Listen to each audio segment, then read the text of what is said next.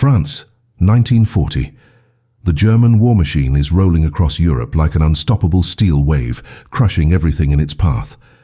The Second Panzer Division, one of Hitler's most elite armoured units, has just broken through Allied lines and is racing toward the English Channel, cutting off hundreds of thousands of British and French troops.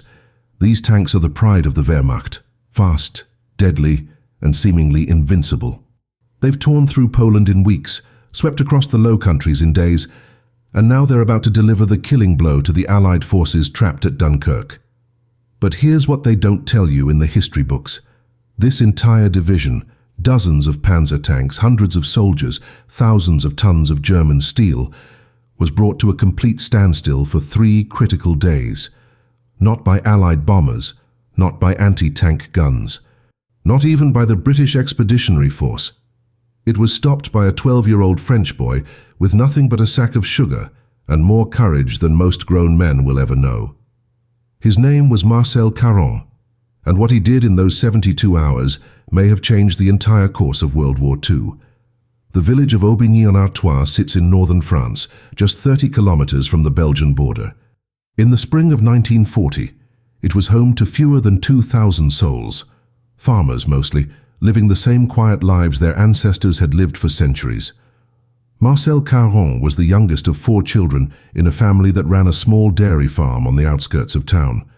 His father had been called up to fight with the French army weeks earlier. His older brothers, 16 and 18, had followed soon after. That left Marcel, his mother, and his 2 younger sisters to tend the cows and try to pretend the world wasn't ending just beyond the horizon. But you could hear it coming. Every night the distant rumble of artillery grew louder. Every morning more refugees streamed through the village, families with everything they owned piled onto carts, their faces hollow with terror, telling stories of German tanks that moved faster than anything human had a right to move. On May 21st, the war arrived in Aubigny. Marcel was in the barn when he heard the engines, not the sputtering gasoline engines of French trucks, but a deep mechanical roar that seemed to shake the earth itself. He ran to the road and saw them, a column of panzer tanks stretching back as far as he could see, their black crosses stark against the grey armour. The Second Panzer Division had chosen Aubigny as a staging point. Within hours, German soldiers had commandeered every building in the village. The Caron farmhouse became an officer's quarters. The barn became a fuel depot. Marcel and his family were shoved into a single room while Wehrmacht troops moved through their home like they owned it. Because, for all practical purposes, they did. The Germans brought in massive fuel trucks and began filling them from the tanks parked in formation across the fields Marcel had played in his entire life. The next morning, Marcel watched from his window as German engineers struggled with one of the fuel trucks. The engine had seized. Another truck nearby was leaking diesel all over the cobblestones. A third wouldn't start at all. The officers were shouting. The mechanics were scrambling. And then Marcel heard something that made his blood run cold. The division was scheduled to move out at dawn the following day to complete the encirclement at Dunkirk. If those trucks didn't work, the tanks couldn't refuel. If the tanks couldn't refuel, they couldn't move. And if they couldn't move, thousands of Allied soldiers might escape across the Channel to fight another day. Marcel was 12 years old. He couldn't shoot a rifle. He couldn't sabotage a tank directly. But he knew something about engines that these German soldiers apparently didn't. His mother kept sugar in the kitchen, precious sugar, rationed and rare, meant to last them through the occupation. Marcel had helped his father maintain their farm's tractor since he was 8 years old. He knew what happened when sugar got into a fuel tank. It dissolves into the gasoline or diesel, creating a thick syrup that clogs fuel lines, gums up carburetors, and destroys engines from the inside out. It's not instant, it's insidious. The engine might run for an hour, maybe 2, before it starts to cough and sputter. By then the damage is done, and the thing about sugar, it looks like nothing, just a little dust settling at the bottom of a tank. The Germans would never see it coming until it was far, far too late. That night, after the guards had settled into their routines and the officers had retired to drink stolen wine in his family's dining room, Marcel Caron made a decision that would haunt him and define him for the rest of his life. He took every gram of sugar his mother had hidden in the kitchen. He waited until the guard rotation changed at 2 in the morning. And then, moving through the shadows of his own barn like a ghost, this 12-year-old boy began to systematically destroy the fuel supply of one of the most powerful armored divisions in human history. One tank at a time, one handful of sugar at a time, alone in the dark, with nothing but his knowledge and his rage and his desperate, impossible hope that maybe, just maybe, he could buy the Allied soldiers at Dunkirk the time they needed to escape. Marcel knew the barn better than the Germans ever could. He'd spent his entire childhood in that structure, climbing the rafters, hiding in the hayloft, learning where every board creaked and where the shadows fell thickest when the moon was low. The fuel trucks were parked in 2 rows along the eastern wall, their massive tanks gleaming dully in the pale starlight that filtered through gaps in the roof. German sentries patrolled outside, their boots crunching on gravel every 20 minutes like clockwork. Inside, a single guard sat near the barn door, smoking cigarettes and nodding off between his rounds. Marcel had watched them for 2 full days. He knew their patterns. He knew their weaknesses, and he knew that if he was caught they would shoot him without hesitation. The Wehrmacht had posted notices throughout the village. Saboteurs would be executed immediately, along with their families. But Marcel also knew what would happen if he did nothing. Those tanks would roll out at dawn, and they would trap the Allied armies against the sea. The sugar felt impossibly heavy in the burlap sack, pressed against his chest. Nearly 2 kilograms, everything his mother had saved, rationed grain by precious grain over months of occupation preparations. Marcel moved along the back wall of the barn, staying low, his bare feet silent on the dirt floor. The fuel caps on the trucks were positioned high, nearly at his eye level, each one secured with a simple twist lock that the Germans clearly didn't think needed guarding. Why would they? What threat could possibly exist in a barn in a conquered village in the middle of occupied France? Marcel reached the first truck and froze, listening. The guard outside was walking away, his footsteps fading toward the road. The guard inside let out a long, rattling snore. Marcel's hands shook as he unscrewed the fuel cap, the metal cold against his palm. The opening was wider than he'd expected, easily the width of his fist. He reached into the sack and pulled out a handful of sugar, the crystals catching what little light existed in the darkness. For just a moment, he hesitated. This was real. This wasn't a game or a fantasy. If this worked, German soldiers would die. Their engines would fail, possibly while under fire, possibly while trying to retreat. Men would burn. And if it didn't work, if he was caught, his mother and sisters would pay the price for his defiance. Marcel thought about his father, somewhere out there fighting with what remained of the French army. He thought about his brothers, probably already prisoners if they were lucky, dead if they weren't. He thought about the refugee families that had passed through Aubigny with their hollow eyes and their whispered stories of German brutality. Then he poured the sugar into the tank and listened to it whisper down into the diesel below, nearly silent, like sand through an hourglass. He moved to the second truck, then the third. His technique improved with each one. A quick twist of the cap, a measured pour, a careful replacement, barely 15 seconds per vehicle. The guard inside the barn snored on, oblivious. The sentries outside maintained their predictable patrols. Marcel worked his way down the first row of trucks with the methodical precision of someone far older than his 12 years. Sweat ran down his back, despite the cool spring night. His heart hammered so hard, he was certain the sound would wake the entire German division. But he kept moving, kept pouring, kept destroying with nothing but ordinary household sugar and extraordinary nerve. By the time he reached the last truck in the second row, the sack was nearly empty. His hands were sticky with residue, and every single fuel truck in the barn, 11 in total, had been contaminated.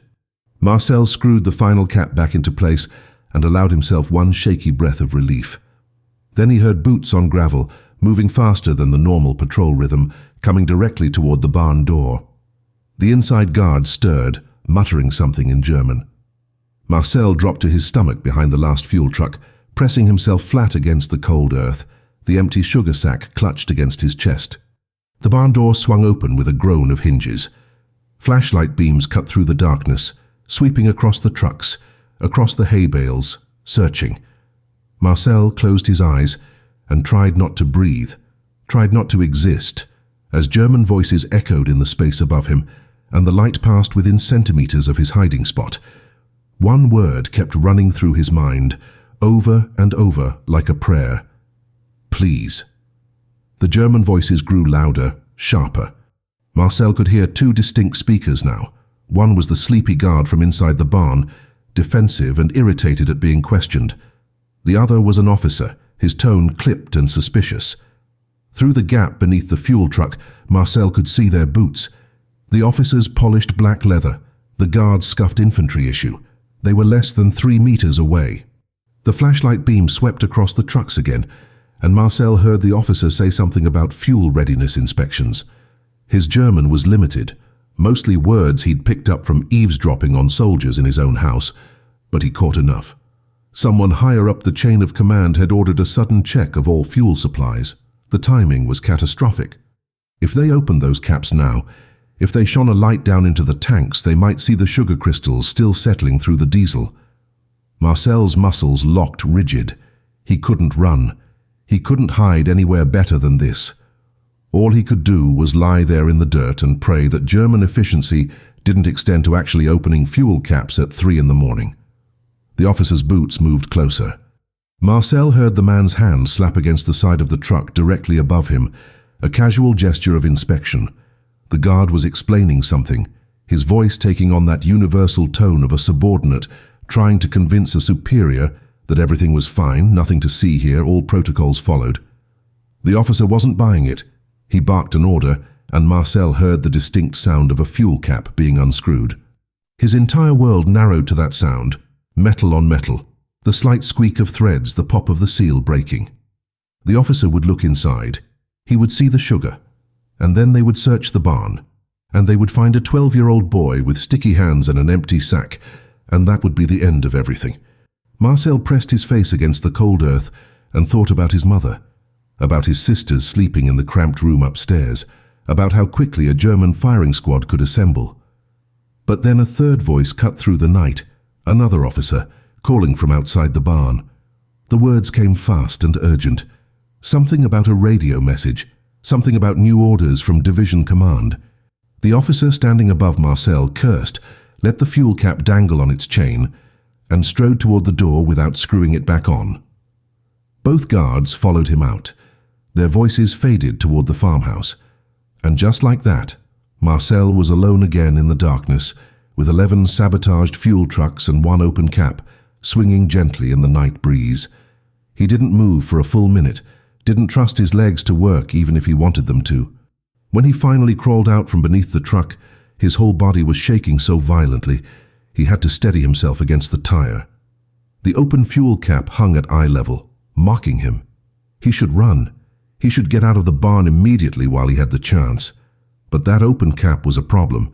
If the Germans came back and found it open, they'd know someone had been tampering with the trucks. They'd inspect every vehicle. They'd find the sugar. Marcel forced his trembling hands to reach up and screw the cap back into place, listening to every tiny sound amplified 1,000 times in his terrified mind. The metal threads caught. The cap tightened, sealed. He'd just finished when he heard boots returning, multiple pairs moving with purpose. There was no time to hide behind the truck again, no time to reach the back wall. The only option was up. Marcel grabbed the ladder rungs built into the barn wall and climbed into the hayloft with the desperate speed of prey fleeing a predator. He burrowed into the loose hay just as the barn door opened again and flashlights swept the interior. He lay there, hardly daring to breathe, hay stalks pressing into his face as German officers conducted their inspection directly below. They were thorough this time. Marcel heard them checking fuel levels with dipsticks, heard the splash of diesel as they tested the pumps, heard their satisfied grunts as everything appeared normal. Perfect even. The sugar had dissolved completely by now, invisible in the fuel, waiting. The officers spent 20 minutes in the barn before finally leaving, apparently content that all was in order. Marcel stayed in the hayloft until the sky began to lighten in the east, until he heard the farmhouse stirring to life, until he could slip down and sneak back inside as if he'd simply been an early riser checking on the cows. His mother found him in the kitchen an hour later, his hands scrubbed raw but still faintly sticky. She looked at him. She looked at the empty shelf where the sugar had been. And without saying a single word, she pulled him into an embrace so tight he could barely breathe. Dawn broke over Aubigny on May 23rd, 1940, with the kind of beautiful spring morning that made the war feel like a distant nightmare. Golden light spilled across the fields, birds sang in the hedgerows, and the German Second Panzer Division prepared to roll out toward Dunkirk to finish what they'd started. Marcel watched from the farmhouse window as soldiers rushed through their final preparations, shouting orders, loading equipment, moving with the crisp efficiency of a military machine that had conquered half of Europe in a matter of weeks. The fuel trucks rumbled to life one by one, their engines coughing and sputtering in the cool morning air before settling into steady idles. Marcel's heart sank. They were working. The sugar hadn't done anything. He'd risked everything, his life, his family, his home, for nothing. The trucks began to move toward the waiting panzers, their massive tanks full of contaminated fuel that apparently didn't care one bit about a boy's desperate sabotage. Marcel turned away from the window, fighting back tears of frustration and shame. Then he heard the first engine die. It wasn't dramatic. No explosion, no grinding metal, just a sudden silence where there had been a diesel rumble. One of the fuel trucks had made it perhaps 200 meters down the road before it simply stopped. The driver tried the ignition once, twice, 3 times. Nothing. German mechanics jogged toward the stalled vehicle, tools in hand already troubleshooting. But before they reached it, a second truck began to sputter. This one had made it all the way to the fuel depot where the panzers waited, had actually begun pumping diesel into the first tank when the engine started coughing like a sick animal. The pump died, the truck shuddered, and then it too fell silent. Now the Germans were concerned. 2 trucks failing simultaneously wasn't normal wear and tear. Officers converged on the vehicles, demanding explanations. The mechanics popped hoods, checked fuel lines, tested electrical systems, and while they worked, a 3rd truck died, then a 4th. Within an hour, it was chaos. Of the 11 fuel trucks that had been parked in the Caron barn, 9 were completely inoperable. The remaining 2 were running rough, their engines misfiring and smoking, clearly on the verge of failure. The panzers sat in formation across the fields, their own tanks nearly empty, waiting for fuel that wasn't coming. German engineers swarmed the dead trucks, tearing into engines, pulling fuel filters clogged with a mysterious brown sludge that none of them could immediately identify. The division commander, a colonel whose name Marcel would never learn, was screaming at his logistics officers in the middle of the village square.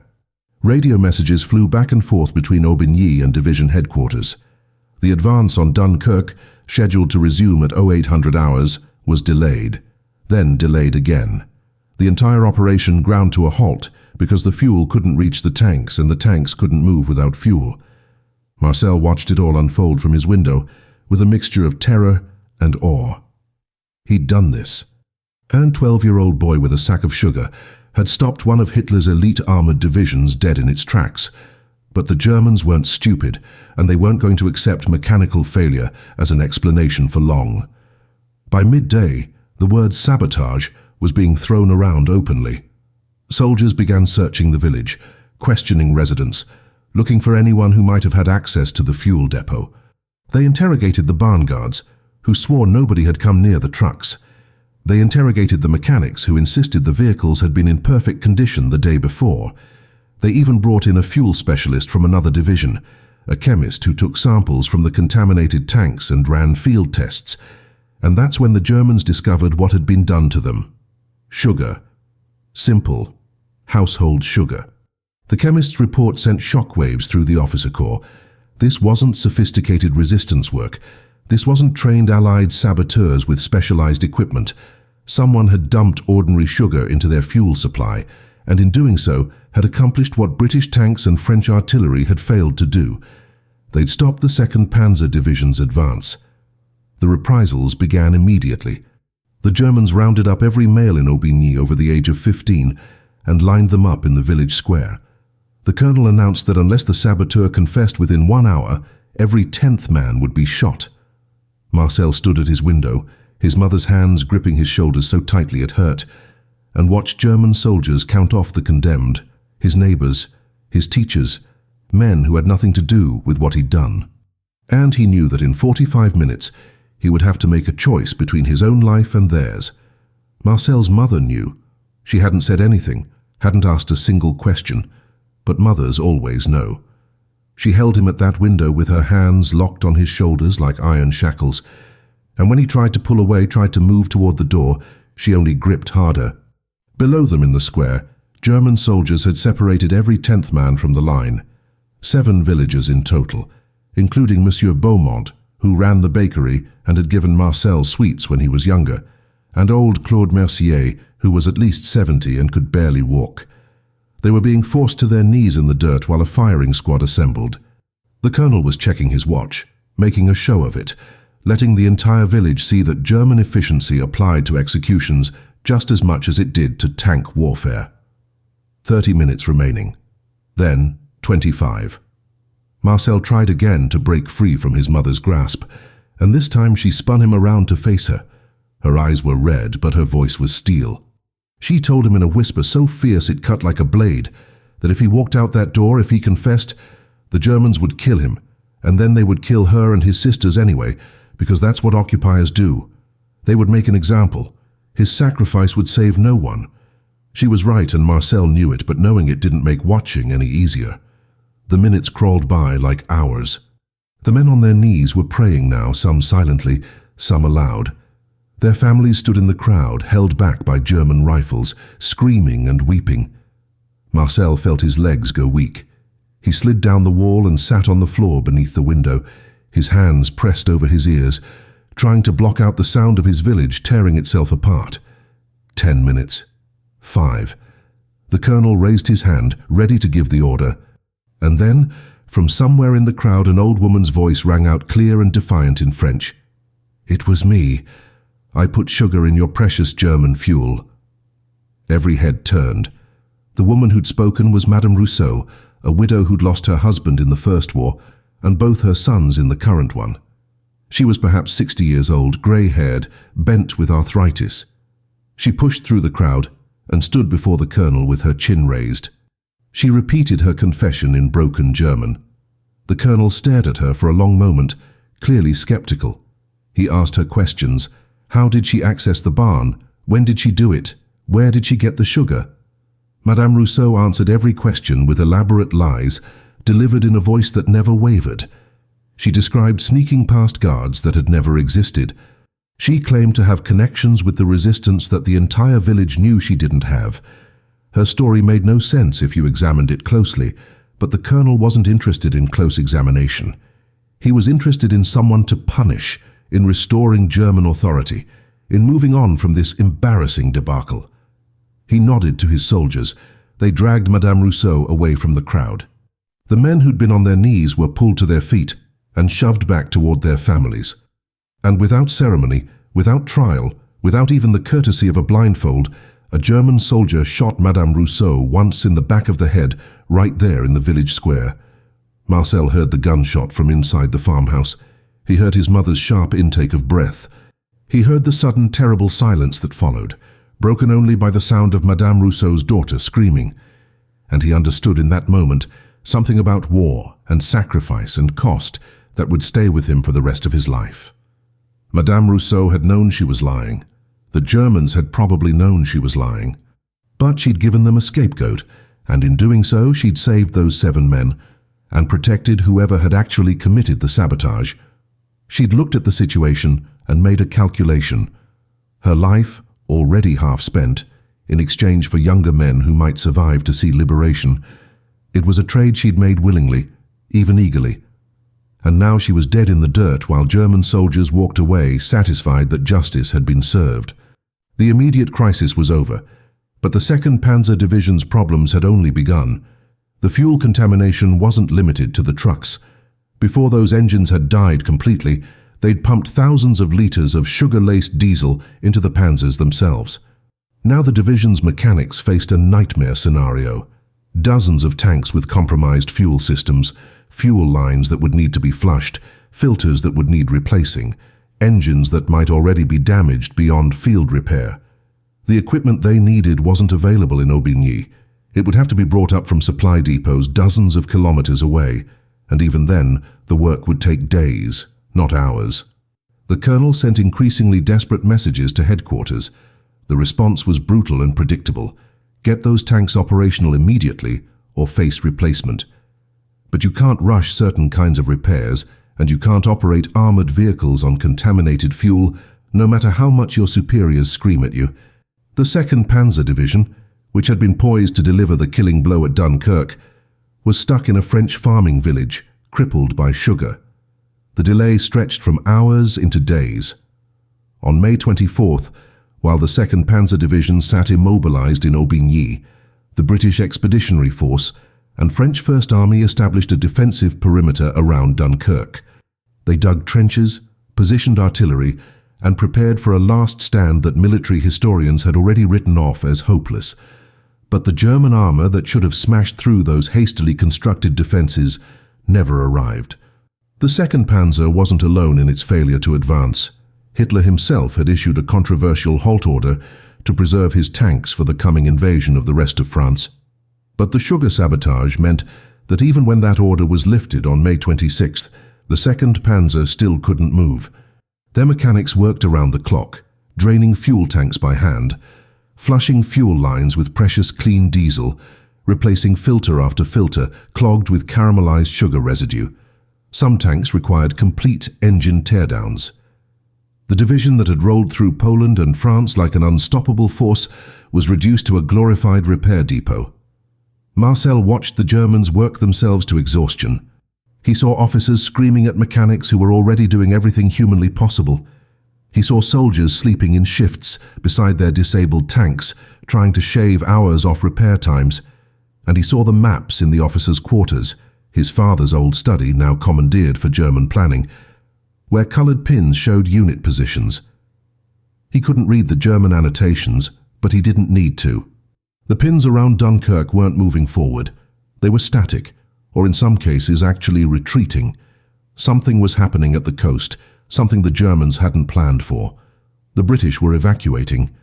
Marcel heard the officers talking about it in frustrated tones, heard them receiving reports of civilian boats crossing the channel, of destroyers running a gauntlet of air attacks to pull soldiers off the beaches. Every day the Second Panzer sat paralyzed in Aubigny was another day thousands of Allied soldiers escaped to England. By May 27th, the first tanks were finally operational again. But operational didn't mean combat ready. The repairs had been rushed, done with whatever parts could be scrounged from supply lines stretched thin across conquered territory. Engines ran rough, fuel efficiency was compromised, and the division's morale had taken a beating that no amount of mechanical work could fix. These were elite troops, veterans of the Polish campaign, men who'd considered themselves invincible. Now they'd been humiliated by an unknown saboteur in a nowhere village, forced to watch from the sidelines while the war continued without them. When they finally received orders to move out, 3 full days behind schedule, they left Aubigny with none of the triumphant energy they'd arrived with. They looked like what they were, a damaged unit that had missed its moment. The division did eventually reach the Dunkirk area, rolling in on May 29th, but by then the evacuation was in full swing. The beaches were organized chaos, thousands of men wading into the surf, small boats ferrying them to destroyers offshore, RAF fighters tangling with Luftwaffe bombers overhead. The Second Panzer, engaged in some fighting, pushed toward the perimeter, took casualties and inflicted them. But they were too late to prevent what became known as the Miracle of Dunkirk. Between May 26th and June 4th, over 300,000 Allied soldiers were evacuated across the Channel. They lived to fight another day, to eventually return to France on D-Day to help win the war. And while dozens of factors contributed to the success of that evacuation, the halt order, the weather, the heroism of the Royal Navy, the sacrifice of French rearguard units, one of those factors was a 3-day delay caused by sugar in fuel tanks. Marcel never told anyone what he'd done, not during the occupation, when the Germans remained in Aubigny for another 4 years. Not during the liberation in 1944, when American tanks rolled through the village and the villagers danced in streets still scarred by war. Not even after the war ended, and France began the long process of recovery and remembrance. Madame Rousseau was buried in the village cemetery with honors, remembered as a resistance martyr who'd confessed to sabotage to save innocent men. The village believed that story. They erected a small memorial. Her daughter tended her grave every week, and Marcel let them believe it because the alternative was admitting that an old woman had died for his actions, had taken his punishment, had made a sacrifice he'd never asked for and could never repay. He carried that weight in silence, the way soldiers carry scars from wounds that never fully heal. The war ground on for 5 more years, and Marcel Caron grew up in the shadow of what he'd done. He turned 13 under German occupation, then 14, then 15. He watched his village adapt to the reality of defeat, the rationing, the curfews, the constant presence of soldiers who treated French soil like their personal property.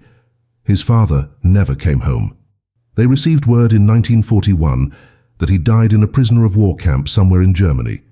His brothers survived barely, returning in 1945 as hollow-eyed strangers who didn't talk about what they'd seen. The farmhouse that had been commandeered by German officers was eventually returned to them, but it never felt the same. Marcel's mother never replaced the sugar he'd taken that night. The shelf remained empty for the rest of her life, a silent acknowledgement of what had happened, of what her youngest son had done and what it had cost. But Marcel wasn't the same boy who'd poured sugar into fuel tanks. The occupation had hardened him in ways that peacetime never could have.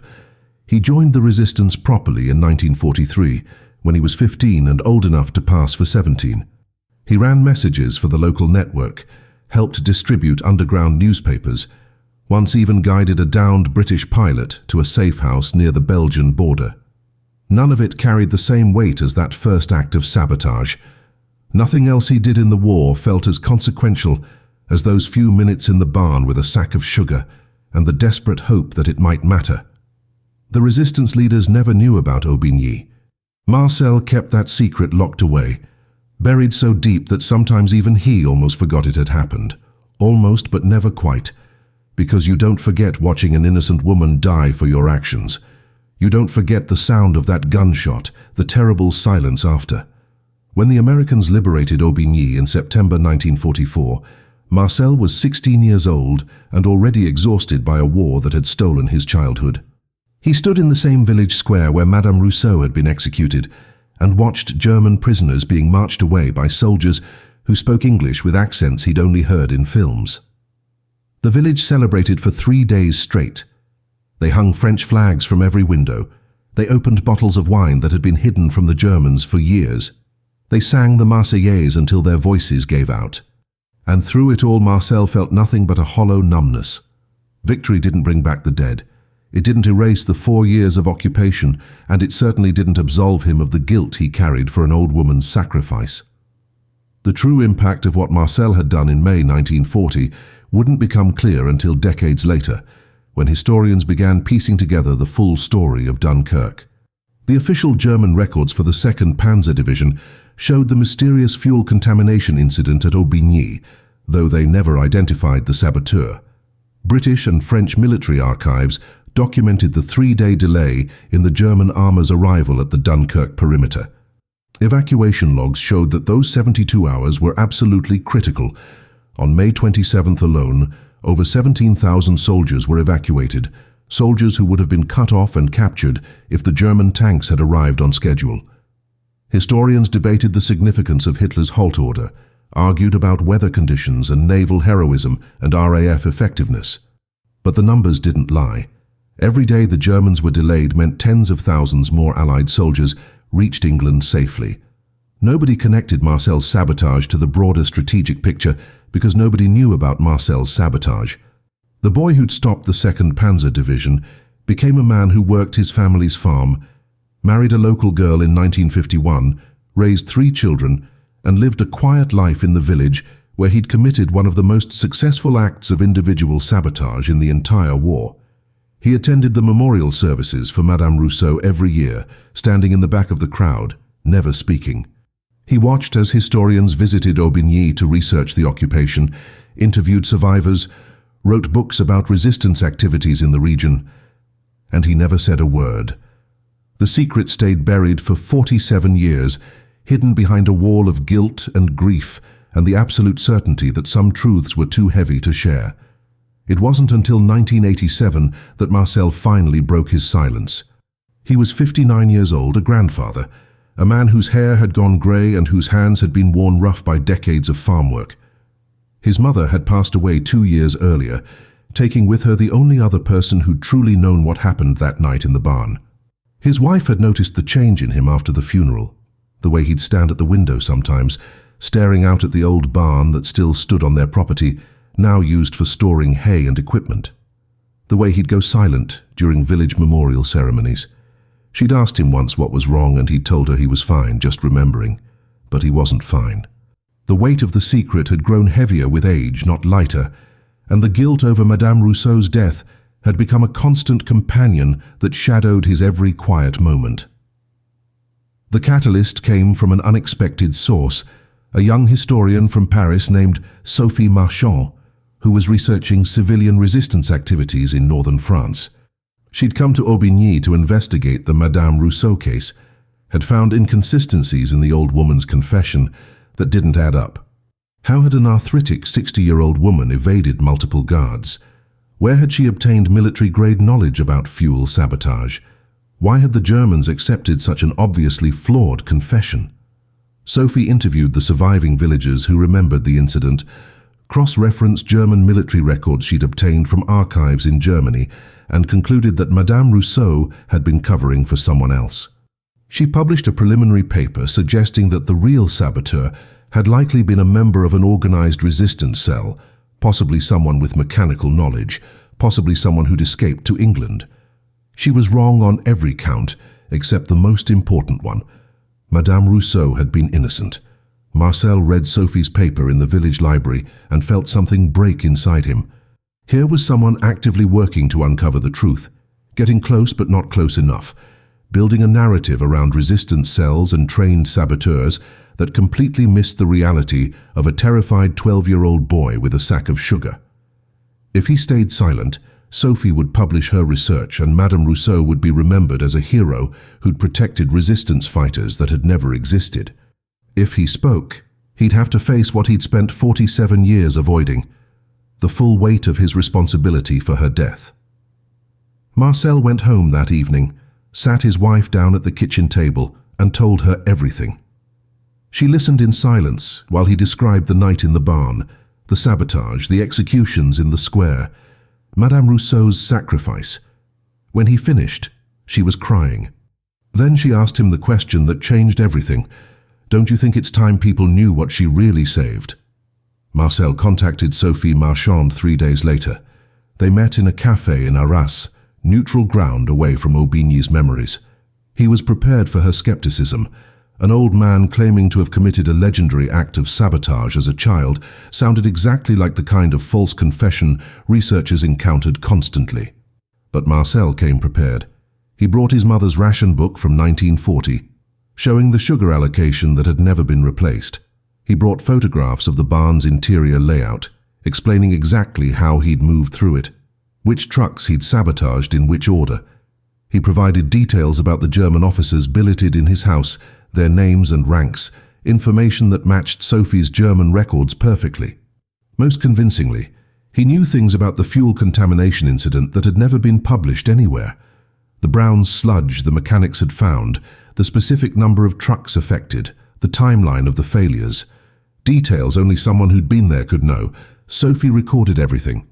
She spent 3 weeks in Aubigny, interviewing Marcel for hours each day, cross-referencing his account with every scrap of historical documentation she could find. German military records confirmed the Second Panzer Division had been delayed at Aubigny due to fuel sabotage.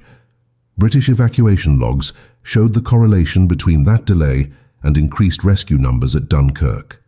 French occupation records documented Madame Rousseau's execution and her confession. Everything Marcel said aligned with the historical record, filling in gaps that had puzzled researchers for decades. But the most powerful evidence wasn't documentary. It was the raw emotion in Marcel's voice. when he talked about watching an innocent woman die for his actions, the guilt that had shaped his entire adult life, the nightmares he still had about that gunshot in the village square. No one could fake that kind of haunted sincerity. Sophie believed him, and she convinced him that the world needed to hear this story. Sophie Marchand published her findings in 1988 in a respected historical journal, and the story exploded across France. Major newspapers picked it up immediately. Television networks descended on Aubigny to interview Marcel, to film the barn where it had happened, to walk through the village square where Madame Rousseau had been executed. The narrative was irresistible. A 12-year-old boy with nothing but sugar and courage had delayed an entire Panzer Division, potentially saving thousands of Allied soldiers at Dunkirk. It was the kind of story that reminded people why they'd fought, why the resistance had mattered, why individual acts of defiance could change the course of history. Marcel became an overnight sensation, a living reminder of France's finest hour. The government awarded him the Legion of Honor. Schools invited him to speak. Documentary filmmakers competed to tell his story. And through it all, Marcel insisted on one thing above everything else. The story wasn't about his heroism. It was about Madame Rousseau's sacrifice. He used every interview, every speech, every public appearance to redirect attention to the woman who died in his place. He established a scholarship fund in her name for students studying French history. He worked with the village to expand her memorial, adding context about what she'd actually done, not sabotage, but something arguably more important, protecting a child and defying occupiers with her final breath. Marcel was relentless in his insistence that any celebration of his actions had to acknowledge her cost. Some people understood. Others accused him of false modesty, of diminishing his own achievement. They didn't get it. They couldn't understand that for Marcel, the sabotage and Madame Rousseau's death were inseparable, two sides of the same terrible coin. You couldn't celebrate one without mourning the other. The historical reassessment that followed Marcel's revelation was significant. Military historians began looking more carefully at the Dunkirk evacuation timeline, at the various factors that had contributed to its success. The Second Panzer Division's delay was added to the list alongside the halt order, the weather, and the Royal Navy's courage. Some analysts argued that Marcel's sabotage had been more impactful than any single one of those other factors. After all, the halt order was lifted on May 26th, but the Second Panzer couldn't move until the 29th because their fuel systems were still being repaired. That 3-day window had been critical. Others pushed back, arguing that the evacuation would have succeeded anyway, that one delayed division couldn't have changed the outcome. The debate became academic, technical, the kind of thing historians argue about in journals while missing the human reality underneath. But for the soldiers who'd been at Dunkirk, the aging British and French veterans who'd waded into the surf under German bombardment, who'd been pulled onto boats during those final desperate days of the evacuation, Marcel's story hit differently. They wrote him letters, hundreds of them, from all over England and France and beyond. Veterans who'd been evacuated on May 27th or 28th during those critical hours when the Second Panzer should have been crushing the perimeter, but wasn't. They thanked him. They told him he'd saved their lives. Some sent photographs of their children and grandchildren, entire family trees that existed, because a 12-year-old boy had poured sugar into fuel tanks. Marcel kept every letter in a box in his bedroom, and sometimes late at night, when the guilt became too heavy, he'd read them and try to believe that maybe the cost had been worth it. The French government invited Marcel to England in 1990 for the 50th anniversary of the Dunkirk evacuation. He stood on the beaches where hundreds of thousands of soldiers had been rescued, surrounded by elderly veterans who treated him like a hero. The British Prime Minister shook his hand. A Royal Navy admiral saluted him.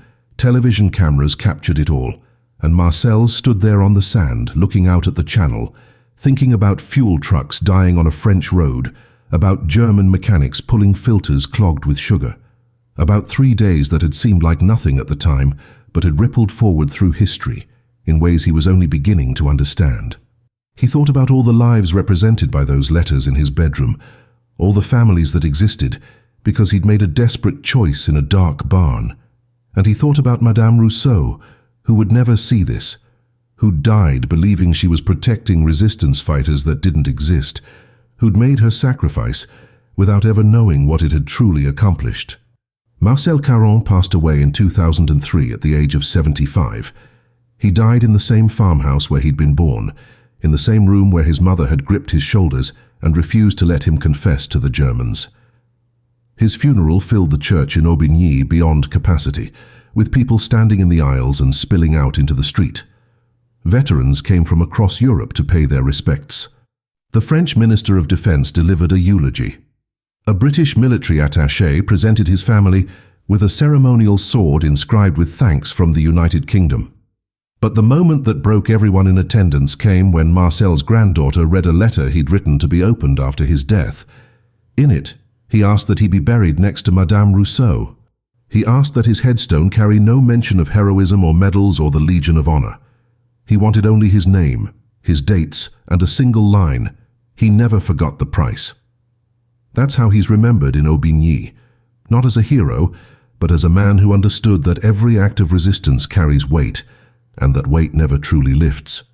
The barn where Marcel committed his act of sabotage still stands today, converted into a small museum dedicated to civilian resistance during World War II. You can see the exact spot where the fuel trucks were parked, marked with subtle floor plaques.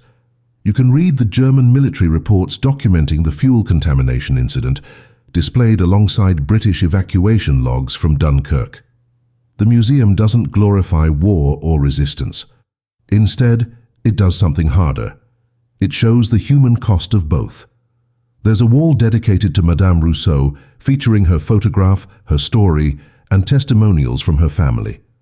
Next to it is a timeline showing what happened during those 3 days the Second Panzer was delayed. How many soldiers were evacuated each day, which ships made the crossing, which lives were saved. The connection is clear, direct, impossible to ignore. A 12-year-old's desperate sabotage and an old woman's sacrifice had rippled across history in ways neither of them could have imagined. But here's what they don't teach in most history books. What gets lost in the academic debates about whether Marcel's actions truly affected the war's outcome, it doesn't matter. Not in the way historians want it to matter. Because for the 17,000 soldiers evacuated on May 27th alone, soldiers who would have been cut off if the Second Panzer had arrived on schedule, Marcel's sabotage was the entire difference between capture and freedom, between prison camps and home, between dying in France and living to liberate it 4 years later. Ask their descendants if Marcel's actions mattered. Ask the families that exist only because a boy with sugar bought the British Expeditionary Force 3 more days. They'll tell you it mattered. They'll tell you one person can change history, even if historians spend decades arguing about the details. The broader lesson of Marcel Caron's story isn't about military strategy or the mechanics of fuel contamination or even the success of the Dunkirk evacuation. It's about something simpler and more profound: the power of individual action in the face of overwhelming evil. Marcel was 12 years old. He had no training, no support, no resources beyond household sugar and the knowledge of how engines worked. He was terrified. He could have done nothing and no one would have blamed him. But he chose to act anyway, to do the one thing within his power to resist, even though he had no way of knowing if it would matter. That choice, made by a child in a dark barn while Nazi tanks idled outside, echoed across decades and shaped the lives of hundreds of thousands of people he would never meet. That's not a story about war. That's a story about the weight of moral choice, about how we respond when we're faced with evil we can't defeat, but refuse to accept. Today, in Aubigny-en-Artois, there's a plaque in the village square near where Madame Rousseau was executed. It tells both their stories, the boy who sabotaged the tanks and the woman who died to protect him. It doesn't call either of them heroes, because Marcel specifically requested that it not. Instead, it uses the word he preferred: witnesses. They witnessed evil. They responded with the tools they had, and they paid the price that resistance always demands. Every year on May 23rd, the anniversary of the sabotage, the village holds a quiet ceremony at that plaque. Veterans attend when they can, fewer each year as time takes its inevitable toll. Students come from the local schools to hear the story. And if you listen closely during those ceremonies, you can almost hear what Marcel spent his entire life trying to tell anyone who would listen. That history isn't made by armies or generals or grand strategies alone. Sometimes it's made by ordinary people who find themselves in extraordinary circumstances and make the choice to do something, anything, even when success seems impossible and the cost seems unbearable. Sometimes history is made with nothing more than sugar and courage and the desperate hope that maybe, just maybe, it will be enough.